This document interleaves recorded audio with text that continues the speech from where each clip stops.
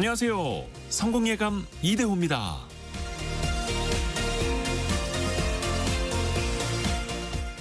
주가는 가만히 있질 않습니다. 불기둥처럼 치솟았다가 폭포수처럼 떨어지기도 합니다. 개별 주식을 보면 더하죠. 워런 버핏 말에 따르면 주식시장은 마치 조울증 환자처럼 환호했다가 슬퍼했다가 또 그걸 반복합니다. 더욱이 그건 예측 불가능하죠. 랜덤 워크 이론이라는 게 있는데요. 마치 술 취한 사람의 걸음걸이처럼 예측을 할 수가 없다는 겁니다. 주식시장에는 새롭고 예측 불가능한 정보가 끊임없이 쏟아지기 때문에 주가는 이런 정보에 즉각적으로 반응하고 불규칙하게 움직인다는 거죠. 게다가 그 움직임이 너무나 무작위적이어서 어떤 패턴이나 추세를 찾아내서 미래를 예측한다는 게 사실상 불가능하다는 겁니다. 그럼 이렇게 되물을 수도 있을 겁니다. 어떻게 하라는 거냐? 예측을 그럼 하지 말라는 거냐? 사실 랜덤워크라는 말은 무책임한 방임이 아니라 예측 불가능한 시장 속에서도 흔들리지 않는 투자 원칙이 필요하다는 걸 말합니다. 어디로 튈지 모르는 불확실성 그 자체를 인정하고 내일의 주가를 맞추려 애쓰지 말며 기업의 장기적인 성장에 투자하는 것. 정보로 이기려 하지 않고 구조와 습관으로 살아남으라는 겁니다. 술 취한 사람이 갈짓자로 걸어도 결국엔 집으로 향합니다. 성공예감 이대호입니다. 시작합니다.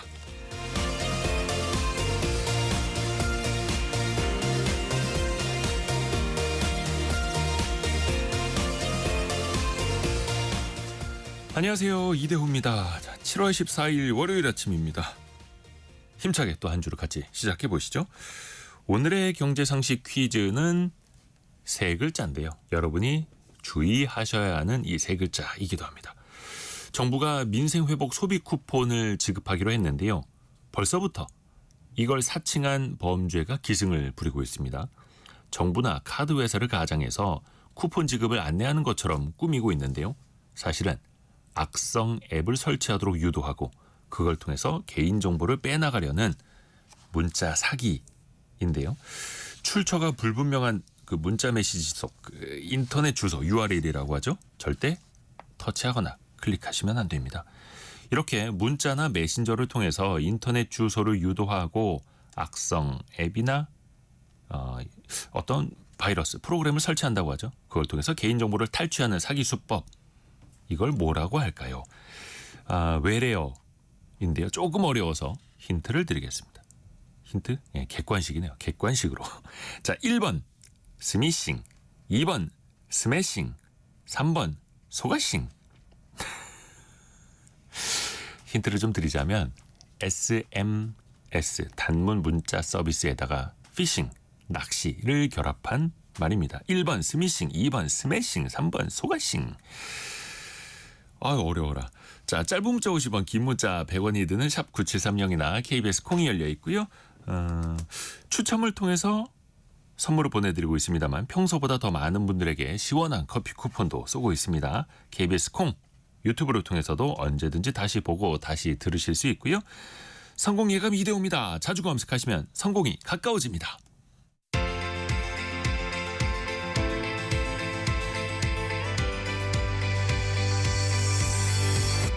KBS 1라디오 성공예감 이대호입니다. 오늘의 경제 뉴스 연합인포맥스 서영태 기자 그리고 파이낸셜 뉴스 이환주 기자 함께합니다. 안녕하세요. 네, 안녕하세요. 자, 어떤 소식을 준비했는지 먼저 이환주 기자부터요. 네, 우리나라 경기 전망이 긍정적으로 돌아섰다는 소식 먼저 준비했고 이어서 최근 우리나라 전세 시장 동향도 알아보겠습니다. 네, 서영태 기자는요. 네, 신조어인데요. 폭염으로 물가가 오르면 히트플레이션이라고 합니다. 여기에 대해서 먼저 전해드리고요. 또 이재명 정부의 첫 세법 개정안이 준비되고 있는데 관련해서도 전해드리겠습니다. 네, 자 서영태 기자가 준비한 소식 먼저 들어볼게요. 폭염특보가 좀 해제되기는 했고 오늘은 조금 기온이 좀 낮아졌다고는 합니다만 네. 그 사이에 물가는 폭염 때문에 많이 올랐다면서요? 네, 오늘 좀 선선하더라고요. 그래도 때이른 폭염으로 일주일 새 수박값, 배추값 정말 많이 올랐습니다.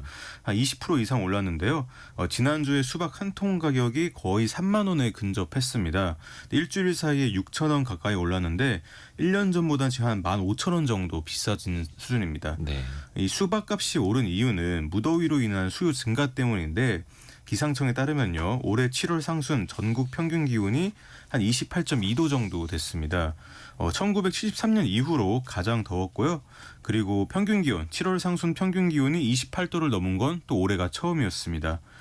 지난주 기준으로 배추 한 포기는 한 4,000원 정도였고 또 무 한 개는 2,000원 정도였는데 역시 일주일 새 한 30% 15%가량 올랐습니다. 배추랑 무가 공급이 원활하지 않은데요. 폭염으로 농사에 좀 지장이 있습니다. 무더위 때문에 낮에 작업을 못하는 상황이라 좀 공급이 좀 영향을 받고 있습니다. 또 바다도 뜨거워지고 있잖아요. 뜨겁다는 표현이 이제 과거보다 기온이 많이 올라갔다라는 건데 물의 온도가 수산물 가격도 많이 급변하고 있죠. 네, 폭염으로 또 바다가 뜨거워지고 있다 보니까요. 지난달 광어 도매가가 1년 전보다 14kg 올라가지고 킬로그램당 한 2만 원 수준에 가까워졌고요. 우럭 같은 경우는 40%나 올라서 1만 6천 원입니다. 우럭이랑 광어 가격에 영향을 미친 거는 올해가 아니라 지난해 폭염인데요. 지난해 바닷물 온도가 오르면서 양식장에서 집단 폐사가 발생했거든요. 그러면서 올해 다 큰 우럭이 좀 적어진 그런 상황입니다. 올해도 지난해보다 보름빨리 고수온 위기경보 중에서 경계 단계가 발령됐는데 아직은 양식장에서 집단 폐사가 발생하진 않았어요. 그래도 이 고수온이 이어지면은 피해가 있을 수 있고요. 특히 광어보다 우럭이 문제인데 우럭은 상대적으로 좀 차가운 물에 살아가지고 수온이 높아지면 좀 더 취약한 어종입니다. 또 우럭은 바다에서 해상 가두리에서 키우다 보니까 수온 상승에 대응하기가 좀 어렵습니다. 반면 광어는 육상 수조에서 주로 양식하거든요. 그러니까 어민이 좀 적정한 수온을 관리하기가 쉬워서 광어보다는 좀 우럭이 좀 우려스럽다 이렇게 말씀드릴 수 있고요. 축산물 값도 좀 불안한데요. 지난주까지 폭염으로 폐사한 가축이 돼지는 무려 2만 마리 그리고 닭, 오리 이런 가금류는 50만 마리에 달했습니다. 한여름에 폐사가 더 늘어나면은 축산물 수급이 더 불안정해질 것으로 보입니다.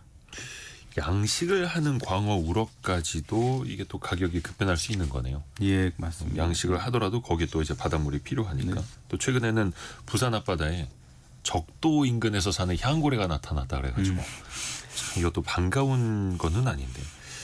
근데 이제 폭염이 생기는 거는 매번 반복되는 것 같고 그러다 네. 보니까 또 매번 또 물가도 더 오른다는 보고도 있어요. 네, 결국에는 뭐 기온이 계속 올라오고 있었는데요. 또 폭염이 있던 해와 또 없던 해가 있었잖아요. 네. 그래서 현대경제연구원이 분석했는데 좀 폭염이 길었던 과거 16개의 연도를 좀 분석을 해보니까 하반기 그러니까 여름 지난 하반기의 물가 상승률이 하반기 물가 상승률이 상반기보다 높았습니다.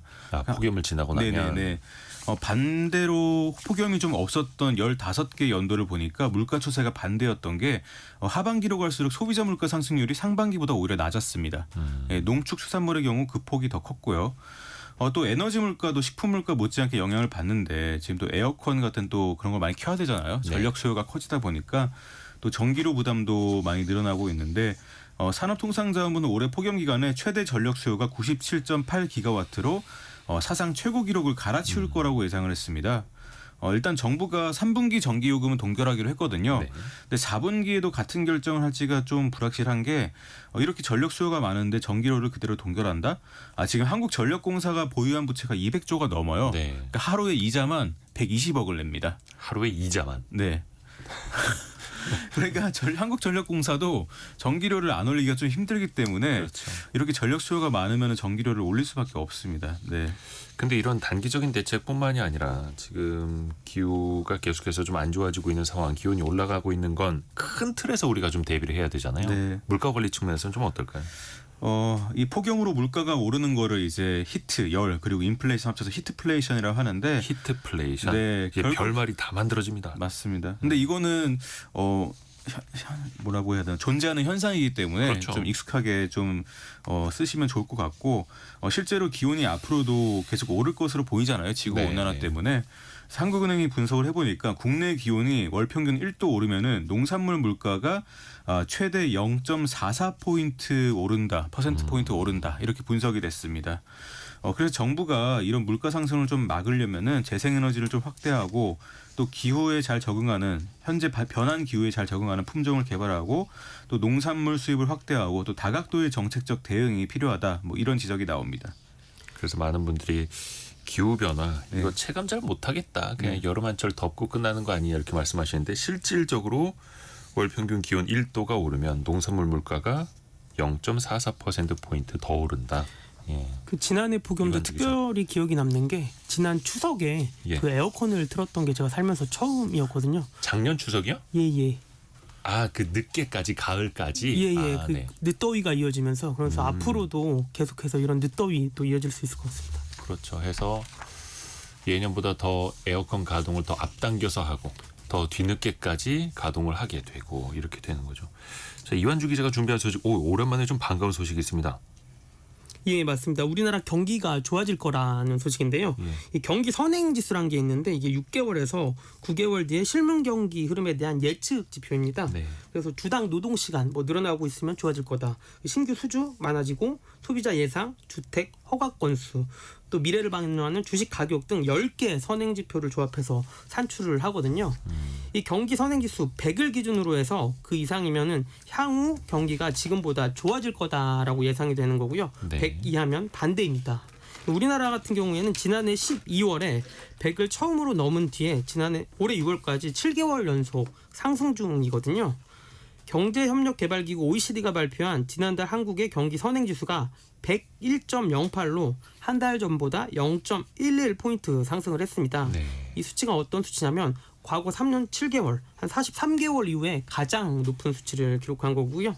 반면에 지난 1분기에 우리나라 국내 총생산 성장률이 마이너스 0.2%를 기록을 했어요. 또 많은 기관들이 올해 전체 성장률을 0%대로 전망을 했는데 네. 이 선행지수가 100 이상이라는 것은 앞으로 하반기에 우리나라 경기 더 나아질 수 있다라는 기대감이 생긴 거고요. 왜 그런가 하고 분석을 해봤더니 새 정부가 출범을 하면서 일단 불확실성이 해소가 됐고요. 또 하반기에는 30조 원에 달하는 추경을 통한 경제 활성화도 기대가 되고 또 최근에 주식시장이 상승하면서 이런 네. 다양한 요소들이 반영됐기 때문에 경기 선행지수가 올라가는 것으로 보입니다. 경기 선행지수를 구성하는 요소 중에 하나가 코스피가 들어가기도 하고요. 그래서 주가가 올라간 것도 경기 선행지수에 또 득이 되는 것 같고 수출도 7월 10일까지도 굉장히 좋은 흐름 이어가고 있고 다만 이게 미국의 그 품목 관세가 매겨지기 전에 좀 먼저 선수요로 땡겨가는 거냐 이런 기대 반 우려 반까지 있기는 합니다만 긍정적인 흐름이 조금 더 이어졌으면 하는 바람입니다. 이제 휴가철 다가옵니다. 이제부터 휴가 떠나시는 분들 많으실 텐데 여름 휴가도 이게 양극화라고요? 예, 맞습니다. 한국경영자총협회가요. 전국 5인 이상 기업 530여 개를 인터뷰한 결과 일단 네. 기업의 90%는 올해 여름 휴가를 실시한다라고 답을 했습니다. 평균 여름 휴가 기간은 3.7일로 조사가 됐는데요. 근데 네. 반면에 규모가 큰 300인 이상 기업은 5일 이상 쉰다라는 응답이 가장 많았습니다. 반면에 300인 미만 이 중소기업 같은 경우에는 3일만 쉰다라고 답한 비율이 가장 높았습니다. 기업 규모가 클수록 여름 휴가도 더 많이 쉬는 겁니다. 이 여름 휴가를 실시하는 기업의 절반 이상이 휴가비를 지급할 계획이라고 응답을 했는데요. 300인 이상 큰 기업 같은 경우에는 약 60%가 휴가비를 준다라고 응답을 했고 반면에 300인 미만 기업은 그보다 10%포인트 이상 작은 한 절반 정도가 여름 휴가비를 제공할 계획이라고 밝혔습니다. 그리고 참 소비 쿠폰 알람 서비스가 시작된다면서요. 근데 예. 저희 오늘 경제상식 퀴즈가 이거 조심하셔야 되는 거 하나 알려드렸는데 사기가 많아서 사람들이 헷갈립니다. 예, 맞습니다. 확인하셔야 되는 게 행정안전부 국민비서라는 서비스를 통해서 네. 소비 쿠폰 신청, 지급 금액 등을 사전에 알려주는 서비스를 시작을 합니다. 이 카카오톡이나 네이버 앱, 토스, 가지고 계신 은행 등 금융 앱 등 17개 모바일 또는 국민비서 홈페이지를 통해서 신청이 가능합니다. 이 국민비서에 가입을 하고요. 소비 쿠폰 안내 서비스를 선택하면 되는데 또 관련해서 그 스미싱 올 수 있기 때문에 정부 홈페이지가 맞는지 한번 들어가시기 전에 다시 한번 검색하는 게 필요할 것 같고요. 이 신청이 완료되면 국민비서가 19일부터 소비 쿠폰 사용이 끝날 때까지 뭐 방법이라든지 지급 금액 등에 대해서 실시간으로 알려주게 됩니다. 다만 유의하셔야 될 게 국민비서 서비스 신청했다고 해서요. 소비 쿠폰까지 자동 신청되는 건 아니거든요. 네, 그거 유의하셔야 될 것 같고 이 소비 쿠폰 신청 방법은 지난주에 성공예감 통해 알려드렸는데 각 카드사나 은행 등에 신청을 하시면 되고요. 뭐 신용카드나 체크카드 등으로 포인트를 받으실 수 있습니다. 이 소비 쿠폰 신청일 다시 한번 알려드리면 다음 주 월요일부터 9월 12일까지입니다.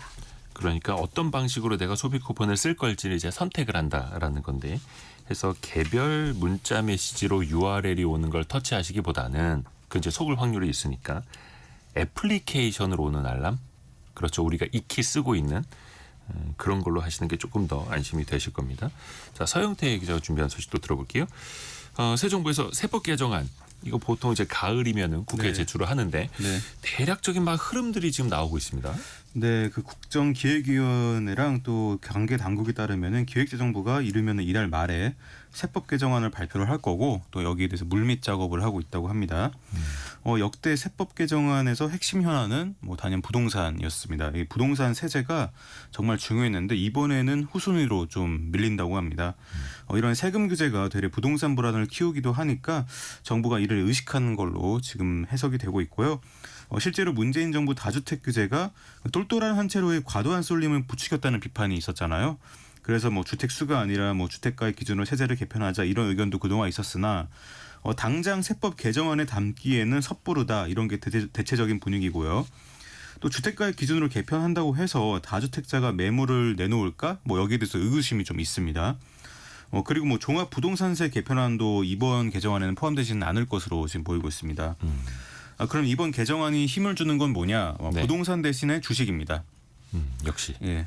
코스피 5천이라는 게 또 국정 목표잖아요. 예, 그러다 보니까 주식 관련 세법 개정이 핵심으로 부각될 것으로 보이는데 이 배당소득 분리과세가 최우선 과제로 올라갔습니다. 이 배당소득 분리과세에 대해서 좀 설명을 드리자면요.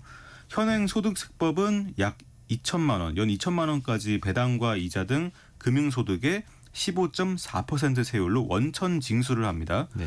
근데 2천만 원이 넘으면은 금융소득 종합과세 대상에 포함돼서 최고 49.5%의 누진세율을 적용해요. 그러니까 배당이랑 이자라는 금융소득에 많은 세금이 매겨질 수 있는 건데 그럼 배당소득을 따로 떼어내가지고 분리해가지고 세금을 물리면 어떨까? 뭐 그러면 세부담이 적어지고 네. 배당을 주는 주식에 투자할 요인이 좀 커지잖아요. 네. 그래서 이 배당소득 분리과세가 주식 투자를 촉진하는 그런 방안으로 지금 거론이 되고 있는데 이런 방향성 자체에 대해서는 공감대가 있지만은 분리과세를 하면 세율을 얼마나 매길 것인가부터 시작해가지고 여러 강론들, 세부적인 사항들이 있으니까 이 부분들이 좀 막판까지 논의될 것으로 보이고 있습니다. 네. 그러니까 소액주주들도 좀 투자를 했으면 그 기업의 성과를 같이 나눠야 하는데 대주주들이 아니 어차피 나는 배당 받아봐야 거의 절반 가까이를 다 세금으로 내니까 난 배당 안 할 거야 라고 하니까 소액주주들도 배당을 못 받고 맞습니다. 그래서 이거를 좀 개선을 해보자라는 거죠. 그래서 지금 뭐 국회에서 발의된 안건들 보면은 배당을 기존보다 더 늘리거나 최소한 배당 성향 뭐 한 30몇 % 이상으로 가져가는 기업들에게 차등적으로 좀 세율을 낮춰주자 이런 아이디어들도 나오고 있죠. 또 하나 어찌됐든 간에 배당을 통해서 투자자들도 좀 몫을 향유할 수 있도록 제도를 개선하려고 하는데 일부 기업들은 좀 눈총을 받고 있어요. 네, 아니, 배당을 안 해가지고 일반 주주들이 좀 피해를 본다는 얘기도 있는데 배당을 너무 해서 피해를 보는 사례들도 있다는 게 네. 일종의 배당 관련해서 일탈을 벌이고 있는 대기업들이 있습니다. 지난해 국내 대기업들이 비상장 계열사를 통해서 거액의 배당금을 받아간 그런 기업들이 있거든요. 네.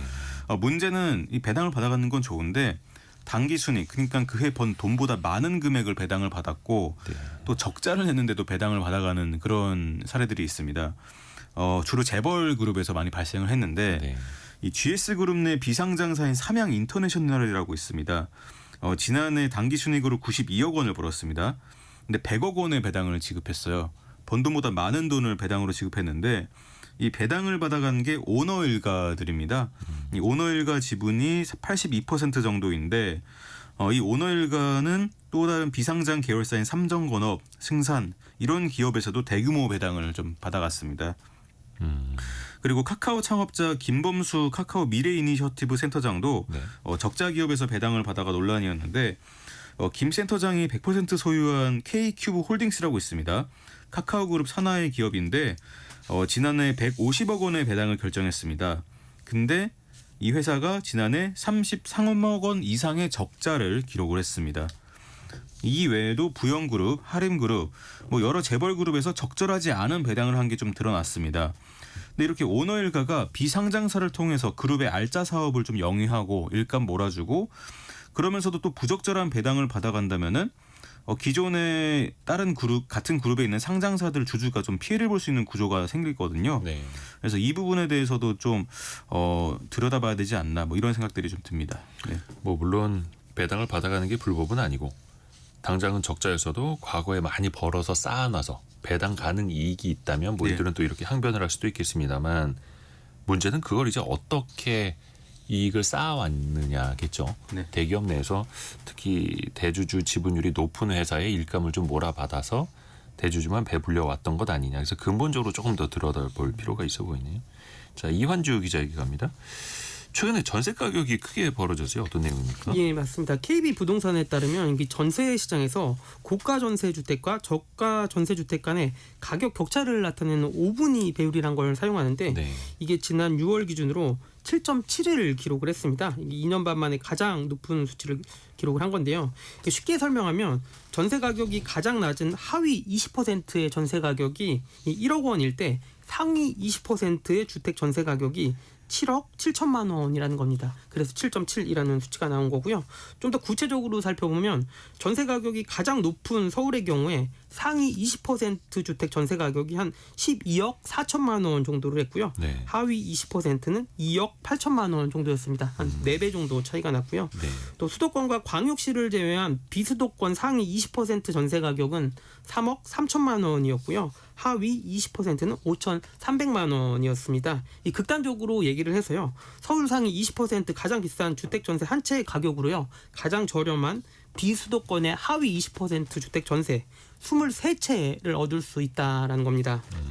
예, 한국 부동산원에 따르면 정부의 대출 규제 이후에도 서울 수도권 전세 가격은 상승세를 이어가고 있습니다. 네. 반면에 수도권을 제외한 비수도권은 지난해 12월부터 30주 연속 전세 가격이 지속 하락세를 거듭하고 있는데요.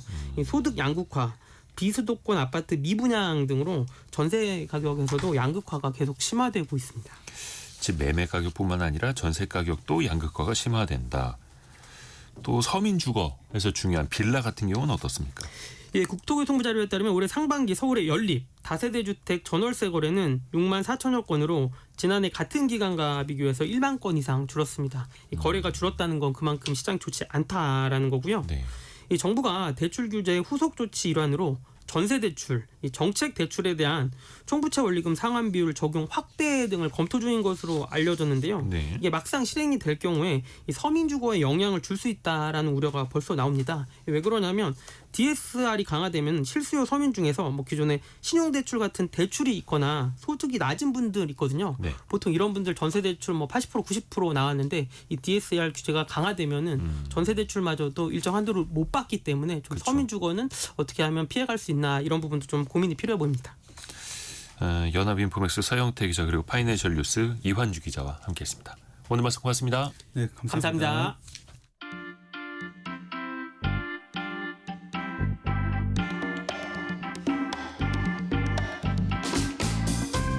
지금 여러분께서는 KBS 일라디오 성공예감 2대 홈미다를 듣고 계십니다. 프로그램에 참여하신 청취자 여러분께는 추첨을 통해 아름다운 식탁 창조 주비푸드에서 뿌리 담은 리얼 생와사비를, 쉽고 빠른 판촉물 제작 시너지 기프트에서 고속 충전 알람 시계를, 그리고 성공예감에서 준비한 커피 쿠폰을 보내드립니다. 당첨자는 성공예감 2대 홈미다 홈페이지에서 확인하세요. 9070님이 오늘도 당첨을 애타게 기다리는 열혈 청취자 보냅니다라고 하면서 경제상식 퀴즈 정답 보내주셨는데요. 한 번 더 나갑니다. 여러분에게 선물도 많이 보내드려야 되니까요. 정부나 카드사, 은행 등등을 사칭해서 문자 메시지에 포함된 인터넷 주소 URL을 클릭하게 하죠. 해서 악성 앱을 설치하게 하고 그걸 통해서 개인정보를 빼나가는 이 사기 수법을 뭐라고 할까요? 세 글자인데요. 최근에는요. 소비 쿠폰, 민생 회복 지원금 이거 신청을 안내해 드립니다라고 위장하는 이게 또 많이 온다고 합니다. 특히 조심하셔야죠. 뭐 준다. 아니면 뭐 택배 확인을 하라. 어디 공문서 확인해야 한다라는 것들이 정말 많은데요. 어떤 방식일까요? 객관식입니다. 1번 스미싱, 2번 스매싱, 3번 소가싱. 5491님 커피 주실 줄 알았는데 소가싱. 예, 아니 근데 정답은 맞춰주셨습니다. 정답 맞춰주셨고요. 3095님 정답 맞춰주셨고요. 저도 지인의 부고 문자를 받고 클릭했다가 핸드폰 초기화하고 계좌 막고 큰 불편을 겪었네요. 이렇게 보내주셨고요. 8526님은 이거에 소가싱 등짝 스매싱 때리고 싶네요. 아 이게 참 나쁜 사람들이 많아요. 4722님은 아예 이 문자 왔었을 때 그냥 바로 삭제해버렸습니다. 라고 하셨고요. 그게 현명하죠. 유승원님은 이게 너무 많이 와서 문자에 오는 링크는 절대 안 누르고 직접 검색을 합니다. 오, 좋은 습관을 들이셨네요. 맞습니다. 그게 안전합니다. 1번 스미싱, 2번 스매싱, 3번 소가싱. 몇 번일까요? 커피 쿠폰 평소보다 더 많이 보내드리고 있습니다. 짧은 문자 50원, 긴 문자 100원이 드는 샵 9730 또 KBS 콩이 열려 있습니다.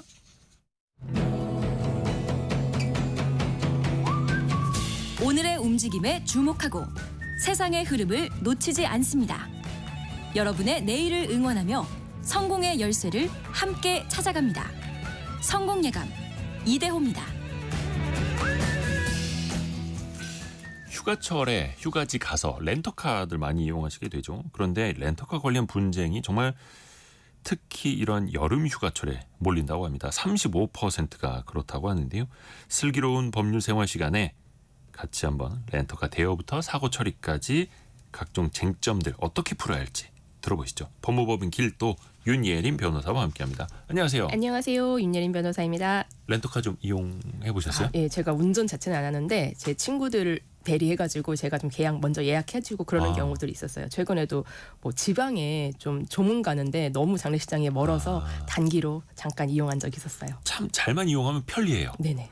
근데 이제 렌터카 가장 많은 그 불만 요인을 들어보니까 예약금 관련한 뭐 취소, 네. 환불 여기서 분쟁이 또 많더라고요. 네네. 여행이나 출장 계획 잡아놓고 렌터카 예약했다가 또 급박한 사정으로 취소하면 이 렌터카 예약금 날려야 되나 하고 싶으신 분들 많으실 텐데요. 맞아요. 고객의 사정으로 예약을 취소해도 예약금을 돌려받을 수 있습니다. 자동차 대여 표준 약관 또는 그 소비자 분쟁 해결 기준에 의하면 자동차 대여 계약 취소에 따른 환불 규정에 따라 소비자의 사정으로 인한 대여 예약 취소 시에는 사용 개시 일시로부터 24시간 전에 통보하면 예약금의 전액을 환불한다고 되어 있고요. 네.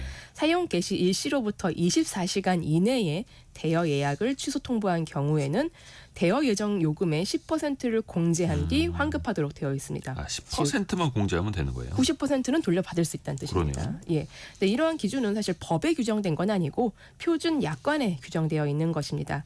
예, 표준 약관은 사업자가 다수의 소비자와 거래를 할 때 표준화된 계약 조건을 미리 정해서 사용하는 약관입니다. 주로 사업자 단체가 공동으로 사용하고 공정거래위원회가 제정을 합니다. 그래서 이를 지키지 않는다고 뭐 벌금이나 과태료, 행정 제재를 받는 건 아닌데요. 대부분 규모가 좀 있는 렌터카 업체는 공정거래위원회에서 정한 이런 약관의 기준에 따라서 예약금을 환불하고 있습니다. 근데 렌터카 업체가 좀 소규모이고 나는 이런 약관 안 지킨다라고 하는 렌터카 업체가 있을 수 있습니다. 네. 그러면은 이제 그 업체가 정한 약관이 있을 거 아니에요? 그 업체가 정한 약관의 규정이 이 공정거래위원회가 만든 이 약관과 비교해서 소비자에게 현저히 불공평하다고 생각될 때는 한국소비자원회 등의 이제 피해 구제 조정을 신청할 수 있습니다. 그래서 만약에 뭐 예약금 안 돌려준다라고 하면은 이제 한국소비자원회 피해 구제 조정 신청하시면 거기서 조정을 해주실 수 있습니다. 그리고 또 내가 예약한 특정한 차종이 있잖아요. 네네. 그런데 그 차에 문제가 생겼다. 그래서 다른 차를 빌려드리겠습니다라고 하면 이때는 어떻게 될까요? 네, 업체의 문제로 이제 예약한 자동차를 사용할 수 있다라면은 사용할 수 없다라고 하면은 네. 대체 차량을 이용하거나 대여 요금을 환급받을 수 있습니다. 대체 차량을 이용하면은 뭐 이거야 괜찮은데 이거 환불을 받고 싶다라고 하면은 이 기준이 있는데 그러니까 업체에서 동급의 대체 차량의 제공이 가능하다면은 지급한 금액 전액을 반환해야 되고요. 네. 만약 동급의 차량을 제공할 수 없다라고 하면 대여 요금에 추가로 10%를 더한 금액을 더해서 이제 반환해야 됩니다. 이것도 자동차 대여 표준 약관 그리고 소비자 분쟁 해결 기준에 정해져 있는 기준입니다. 그리고 렌터카 빌리면 사실 이제 빨리 놀고 싶은 마음에 바로 출발하는 사람들이 있는데 네네. 출발하기 전에 꼼꼼하게 챙길 게 또 있죠. 네, 맞습니다. 렌터카를 빌리신 소비자분들께서는 렌터카를 빌릴 때의 상태대로 반환을 하셔야 됩니다. 그렇죠. 근데 이 과정에서 불필요한 분쟁을 방지하기 위해서는 인수 전에 차량 상태를 꼼꼼하게 확인하셔야 됩니다. 먼저 렌터카 차량 인수 전의 차량 상태와 연료량 꼼꼼하게 확인하셔야 됩니다. 렌터카 반납 시에 사실 가장 많은 분쟁이 외관의 흠집 스크래치 같은 네. 손상이잖아요. 그렇죠. 이런 책임이나 뭐 분쟁을 피하려면 사전에 손상 부위에 대한 사진이나 동영상을 촬영해 두고 손상된 내용을 계약서에 기재해 둬야 됩니다. 어디에 흠집이 기존에 있었다라는 내용을 미리 계약서에 적어두시는 것이 가장 좋고요. 핸드폰 동영상으로 차량 실내 실외 상태를 꼼꼼하게 찍어두시는 것이 좋습니다. 네. 저 같은 경우는 예전에 동영상 찍는다고 쭉 찍었는데 네. 너무 빨리 찍어가지고 여기가 원래 있던 아. 스크래치인지 아닌지가 좀 애매했는데 잘 안 보였던. 네. 근데 뭐 그냥 잘 넘어가긴 했지만 너무 빨리 찍으면 안 되시더라고요. 맞아요. 또 포함 계약 내용 같은 경우나 특히 보험 가입 사항 이런 부분에 대해서는 애초부터 잘 살피셔야지 나중에 뭐 사고 났다가 내가 이것까지 배상을 해야 되나 뭐 이런 분쟁들을 좀 방지하실 수 있습니다. 그래서 사진으로도 찍고 동영상으로도 찍어놓고 고화질로 찍어야 합니다. 네네. 그래야지 나중에 확대했을 때도 그 부분이 보이게끔. 또 렌터카 이용하다가 또 난감할 때가 있죠. 역시 사고 날 때. 네. 이거 어떻게 대처해야 됩니까? 그 렌터카 운행하다가 또 사고 나면 얼마나 당혹스러워요. 네. 근데 사고가 나면은 이제 렌터카 업체에 사고 난 사실을 즉시 알리시고 사고 파손 부위 등을 꼭 사진으로 찍어두셔야 됩니다. 이 사고 차량을 이제 수리할 때 렌터카 사업자와 협의해서 정비 공장을 정하고 수리 견적서와 정비 명세서를 교부받아서 이제 분쟁을 방지해야 됩니다. 렌터카 업체가 면책금이나 수리비 납부부터 이제 요구를 하면은 정비 명세서 확인한 후에 지급하겠다라고 확인하시고 이 정비 명세서가 좀 합당한지를 따지신 다음에 납부하시는 게 좋습니다. 자동차 대여 표준 약관에 따르면 고객의 잘못으로 렌터카를 수리해야 되는 경우에는 차량 보험에서 보장하는 금액 이상의 수리비는 고객이 전액 부담해야 하고 추가로 영업손해도 배상해야 된다라고 하고 있습니다. 뭐 그 사고로 이제 고객의 피해 입을 시에는 뭐 당연히 이제 이 보험 안에서 이 보상을 받을 수 있지만 그 이상의 수리비에 대해서는 고객이 반환을 해야 됩니다. 그러니까 고객이 이제 납부를 해야 그러니까 됩니다. 보험 보장 범위를 넘어서면 네. 고객이 부담해야 된다. 네. 물론 이건 이제 거의 큰 사고일 때. 네, 맞습니다. 그러겠죠? 그런데 보험이 안 되는 경우가 좀 있어요. 고의에 따른 사고라든가 뭐 무면허 운전, 영리를 목적으로 자동차를 전대해서 이제 하다가 사고가 난 경우, 또 범죄를 목적으로 자동차를 사용하다가 발생한 사고, 음주운전 사고 이럴 때는 아예 보험 범위에 그렇죠. 범위에서 들어가지 않기 때문에 이런 부분들에 있어서는 손해나 이런 부분들에 대해서 전혀 보상받지 못한다는 점 꼭 유의하셔야 될 것 같습니다. 그건 아예 목적이나 방법이 틀린 거니까요. 맞습니다. 예, 그거는 보험을 적용해줘도 안 되는 걸 테고요. 또 그냥 예기치 않게 사고가 나서 수리를 맡겼는데 정비업체에서 너무 많은 수리비를 네. 요구할 수도 있잖아요. 네네. 이럴 땐 어떻게 해야 됩니까? 뭐 요즘이야 정보가 또 많이 공개되고 소비자들끼리 가격 비교도 하고 그래서 예전보다는 좀 나아졌다고 하지만 사실 자동차 정비 수리비는 비전문가 입장에서는 잘 모르다 잘 모르죠. 보니까 이게 맞는 비용인가 싶기도 하잖아요. 이게 사고 처리 비용과 관련해서는 렌터카 반납 현장에서 명확한 견적 없이 수리비나 뭐 면책금을 일괄 청구하거나 뭐 수리비, 뭐 정비 명세서나 소요 비용 등을 증빙 자료 같은 거 제공하지 않는 사례들이 꽤 있습니다. 그러니까 어떤 사례가 있냐면 계약서를 봤을 때 사고의 경중을 가리지 않고 동일한 액수의 면책금을 지급해야 된다. 이런 계약이 있을 수 있습니다. 근데 재판부는 이러한 계약은 소비자에게 현저하게 불리한 조항으로 이제 무효다라고 하고 있습니다. 네. 이런 계약서가 있다라고 하고 나중에 뭐 그 렌터카 업체에서 면책금을 뭐 이만큼을 무조건 부담하셔야 됩니다라고 하시면은 그런 부분들은 무효라는 부분들을 꼭 잘 따지셔야 됩니다. 그리고 공정거래위원회 같은 경우에서는 이 자동차 대여 표준 약관에서 휴차료 그러니까 이 사고가 났을 때 사고가 이제 차량이 운전하지 못했을 때 발생하는 휴차료를 일일 대여 요금의 50%를 기준으로 정하고 있습니다. 그래서 이런 부분도 과도하지 않은지를 꼭 살펴보셔야 됩니다. 그리고 뭐 사고가 정말 났는데 뭐 업체에서 수리비, 감가상각비, 휴차료 이런 걸로 너무 과도한 요금을 네. 지금 요청하는 것 같다라고 하시면 이 부분에 있어서는 한국소비자원에 꼭 이제 분쟁 조정 신청을 하셔야 됩니다. 그래서 실제로 이런 감액된 사례들이 꽤 있습니다. 아, 그래요. 네네. 이걸 또 알아야 피할 수 있기 때문에. 네네. 또 하나가 렌터카 몰기 전에 혹시나 하는 마음에 사고 나면 내가 더 불리해주면 어떡하지라고 해서 운전자 보험 같은 거 하나 더 들어야 하나 네네. 걱정하시는 분들이 있거든요. 네네. 이게 어디까지 하면 좋을까요? 보험은? 이게 일단은 이 렌터카나 뭐 카쉐어링 같은 이런 자동차 같은 경우는 대인 대물 보험이 가입되어 있으므로 고객이 이 부분에 있어서는 추가적으로 보험을 가입해야 되는 것은 아닌데 이미 렌터카 업체가 다 가입을 해놨으니까. 네. 근데 렌터카 보험 같은 경우는 대물 대인 사고만 보장을 하고 네. 정작 렌터카 차량 자체의 손해는 담보하지 않는 경우가 많습니다.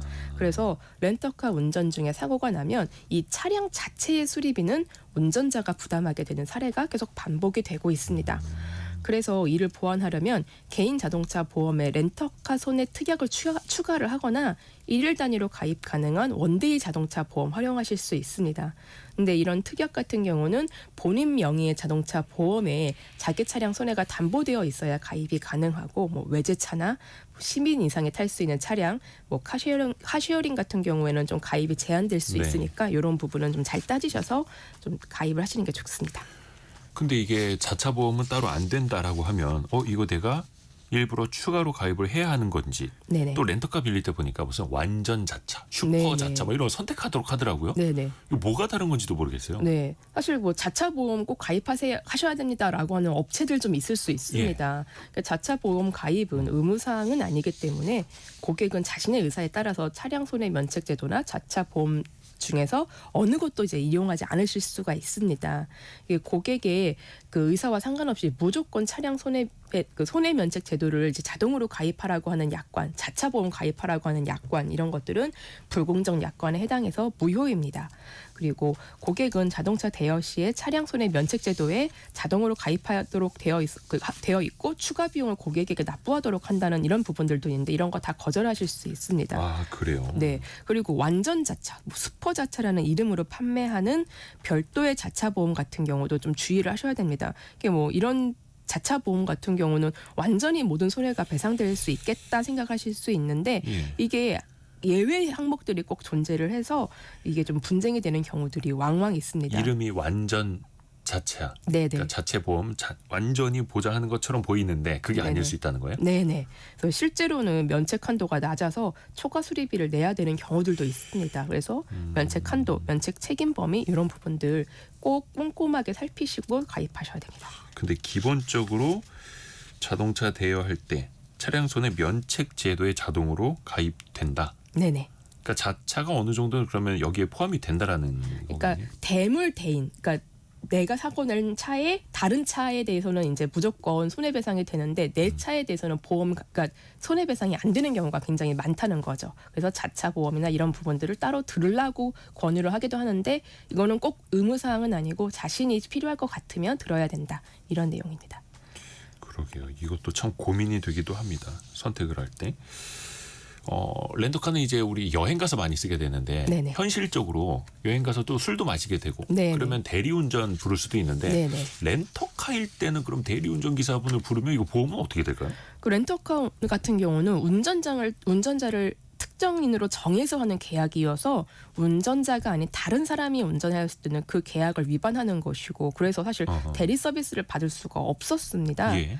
그런데 이 부분에 대한 소비자들의 불만이 많이 커졌어요. 예. 휴가지에서 술 마시고 대리기사님도 못 부르면 이건 음주운전 하라는 건지 뭐 렌터카로 다 버려두고 오라는 건지라는 소비자의 불만이 많았습니다. 그리고 또 맞아요. 장기 렌트 같은 경우에는 내 차처럼 이 렌트를 아하. 하셔서 쓰시는 분들 같은 경우는 대리 서비스를 이용하셔야 되는 경우가 그렇죠, 많은데 때 이럴 때도 못 하는 것이 좀 많이 불만이었는데 그래가지고 2021년부터 이런 부분들은 개정되어서 이제 대리 기사님이 오셔도 운전하실 수 있습니다. 아, 이제 이거는 개정이 됐다라는 거네요. 네네. 그리고 또 하나 궁금한 게 항상 렌터카 이용할 때 그 기름 얼마나 채워서 네. 반납해야 하는가. 물론 내가 탈 때만큼만 채워주시면 됩니다라고 하거든요. 네네. 전기 충전도 마찬가지고. 네. 근데 내가 처음에 탈 때보다 더 많이 기름을 넣었다. 네. 혹시 이거 돌려받을 수 있나요? 예, 이 부분도 일부 받으실 수가 있습니다. 그래요? 당연히 모자르면은 그 모자란 만큼을 돈을 추가로 납부하셔야 되고, 어허. 예, 일부 더 넘쳐 있다라고 하면 그 부분 입증하셔가지고 하실 수 있습니다. 저 같은 경우는 렌터카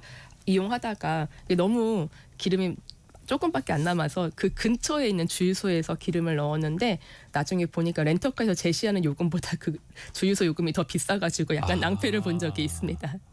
잘 알아보시고 기름 채워 넣으시거나 예, 하시면 좋을 것 근데 같습니다. 기본적으로 내가 적게 채워 넣으면 돈을 내가 지불해야 하듯이 네. 많이 채웠다면 돌려받을 수도 있다. 네. 이게 원칙인 거네요. 이게 많이 좀 복잡할 수도 있었는데 또 휴가철 앞두신 분들 도움이 되셨으면 하는 바랍니다. 윤예린 변호사 함께했습니다. 고맙습니다. 고맙습니다. 라디오 정보센터 다녀옵니다. 어제 저녁 호우특보가 내려졌던 부산에서 최고 190mm가 넘는 많은 비가 내려 공사장과 도로가 침수되는 등 피해가 잇따랐습니다. 소방당국은 비 피해 신고 89건이 접수됐고 38세대 주민 60명이 긴급 대피했다고 밝혔습니다.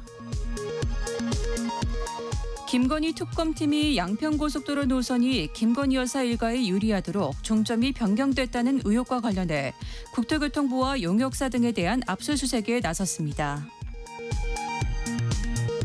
이재명 정부 초대 장관 후보자 16명에 대한 국회 인사청문회가 오늘부터 시작됩니다. 오늘은 강선우 여성가족부 장관 후보자를 비롯해 배경훈 과학기술정보통신부, 정동영 통일부, 전재수 해양수산부 장관 후보자에 대한 인사청문회가 오전 10시부터 각각 진행됩니다. 주한미군 병력 감축을 제한하고 전시작전 통제권 전환을 금지하는 내용의 내년도 국방수권 법안이 미 상원 군사위원회를 통과했습니다. 지금까지 라디오 정보센터 뉴스 정한나였습니다. 국민연금, 이걸 노령연금으로 받으시는 분이 712만 명에 이른다고 합니다. 한 명당 월 평균 61만 원 정도를 받는다라고 하는데요. 사실은 좀 부족하죠. 그런데 노령연금으로 조금 더 받을 수 있는 제도가 있다면 이거 당연히 알고 이용해 보셔야죠. 그거 알려드릴게요. 돈워리 투자백서 시간입니다. 금융 크리에이터 손희애 작가입니다. 안녕하세요. 안녕하세요. 저는 이 원고를 보고 오늘 처음 알았습니다. 부양가족연금이라는 게 있다고요. 맞습니다. 그러니까 이게 연금에 더해서 일종의 가족 수당을 얹어주는 제도라고 생각하시면 되는 건데요. 내가 노령연금이나 장애연금, 유족연금 등등 각종 연금을 받고 있을 때 그러니까 나로 인해서 생계를 유지하는 가족이 있다면 그 가족 한 명당 일정 금액을 연금에 보태주는 보너스 같은 거라고 생각하시면 됩니다. 그러니까 언뜻 일회성의 금액만 봤을 땐 좀 작아 보여도 연금은 우리가 결국 평생 받는 거잖아요. 그래서 1년으로 따지면 수십만 원, 20년이면 수백만 원의 차이가 생깁니다. 근데 이게 자동으로 나오는 게 아니라 우리가 신청을 해야만 나오는 거라서 말씀 주신 것처럼 몰라서 못 챙기시는 분들이 꽤 그러네요. 많으십니다. 그러니까 가장 역할을 하는 사람이 노령연금을 받는 사람이다 라고 하면 부양가족이 있으니 얼마 더 드리겠습니다. 네. 이거네요. 맞아요. 신청 자격은 어떻게 돼요? 네, 국민연금 수급자라면 신청하실 수 있습니다. 네. 뿐만 아니라 각종 연금이면 가능한 거고요. 배우자 또는 만 19세 미만이거나 장애 2급 이상인 자녀 혹은 만 65세 이상이거나 장애 2급 이상인 부모님이 부양가족 대상입니다. 단 부양가족의 연간 소득이 정부가 정한 일정 기준 이하를 충족을 해야 되는 거고요. 이 조건에 충족을 한다 맞다면 25년도 기준으로 배우자는 연 30만 330원, 자녀 부모 연 20만 160원을 더 받게 됩니다. 그러니까 만약 배우자와 부모님 한 분을 부양하고 있다라고 한다면 매달 4만 원 넘게 추가로 내가 보너스를 챙길 수 있는 셈이라고 보시면 되는 거고요. 이 연금을 처음 청구할 때 가족관계 증명서 갖고 공단에 가셔서 신청하시면 됩니다. 그러니까 배우자, 부모님이 있다면 4만 원 넘게 매월 더 네, 받을 수 있는 맞습니다. 제도. 라는 거.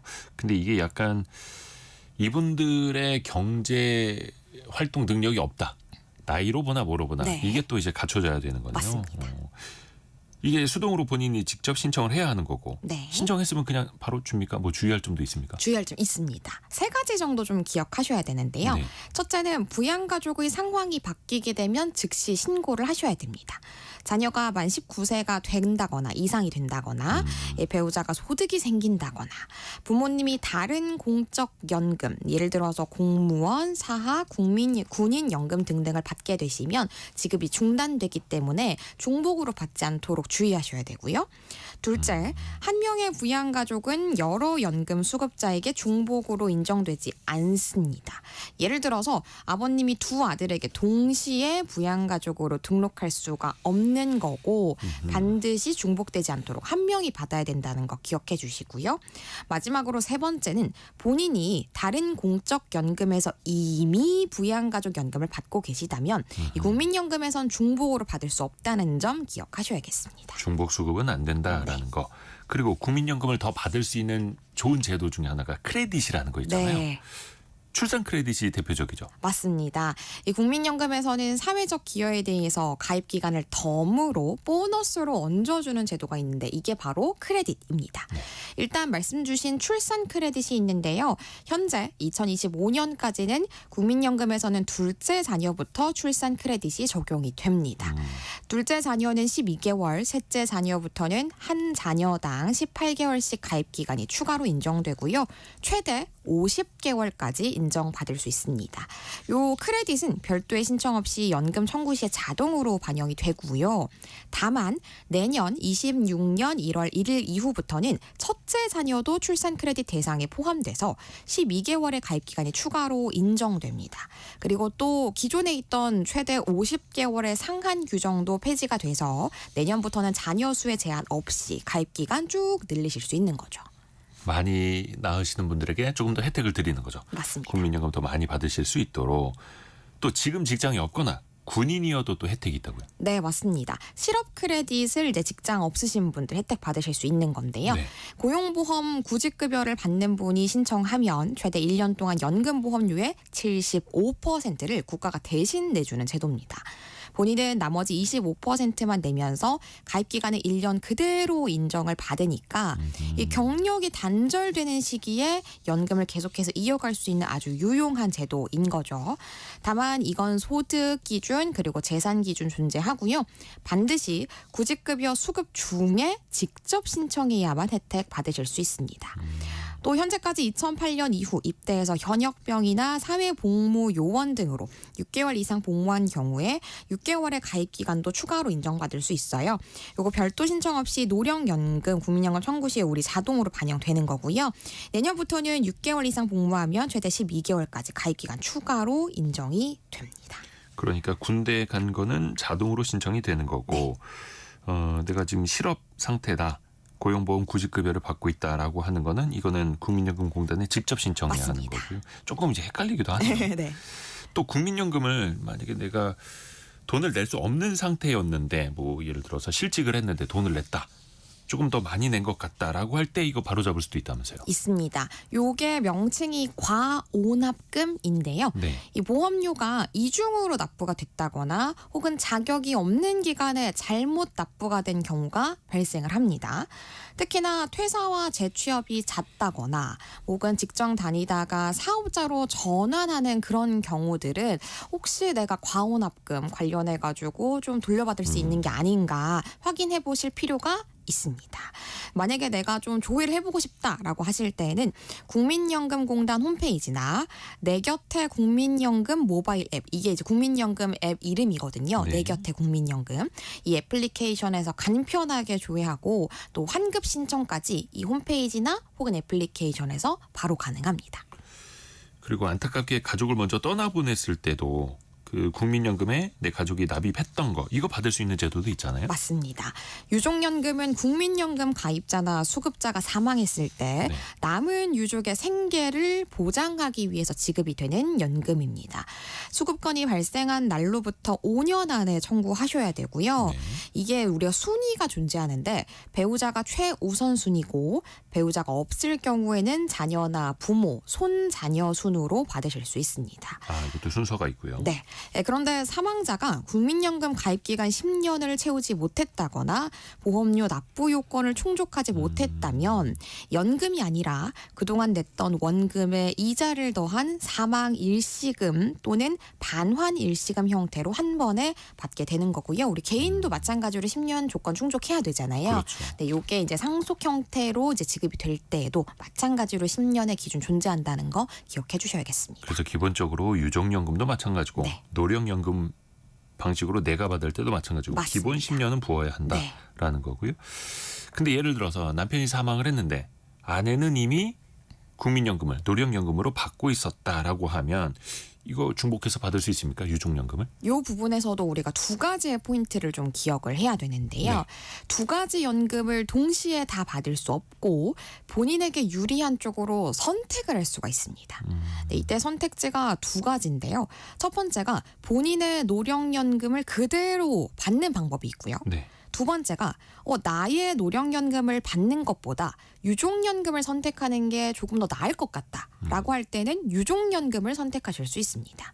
네, 그런데 최근에 제도가 좀 개선이 돼서 네. 만약에 유족연금을 선택하겠다라고 할 때는 유족연금 전액과 함께 본인의 노령연금도 아예 포기하는 게 아니라 30%를 추가로 받는 게 가능합니다.